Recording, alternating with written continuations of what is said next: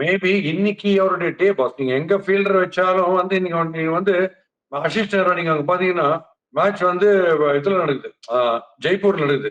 அவரு 2-3 சிக்ஸ் பார்த்துட்டு ஃபிளைட் பிடிச்சி உதயபூர் போயிட்டாரு. ஏன்னா என்ன பண்றதுன்னு தெரியல. இப்போ இந்த மாதிரி பேட்டிங் ஆடும்போது நேரா போய் என்ன பேசினா, அந்த லாங் ஆஃப் ஃபீல்டர் அந்த ஸ்டாண்ட்ல 4வது படியில வை.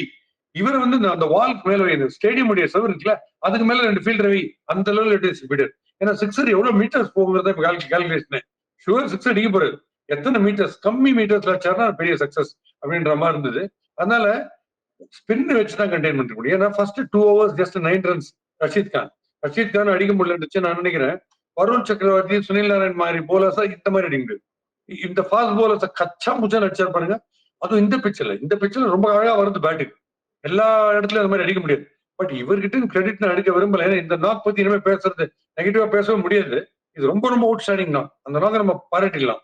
பட் இந்த ஸ்பின்னர்ஸுக்கு இந்த மாதிரி ஆட முடியாதுன்ற அன்னைக்கு கூட இந்த பிரியான்ஷா இருக்கட்டும், வதேரா கூட பாருங்க, சுயாஷ் ஆடும்போது ஒண்ணுமே புரியாது. லோவர் டிராஜெக்டரியில பேக் ஃபுட்ல ஆட விடும்போது அந்த ஃப்ரீ ஃப்ளோ உங்களுக்கு கிடைக்காது ஸ்பின் அப்படி ஆடுறதுக்கு. ஹிஸ்டரி ஸ்பின்னர்ஸ்லாம் ஆடும்போது அதெல்லாம் அடிச்சிட்டாருன்னா வேற லெவல். ஒண்ணுமே பேசுறதுக்கு இல்லை. கேரி சோபர்ஸ்ன்னு சொல்லிட்டு போயினே இருக்க வேண்டியதுதான்.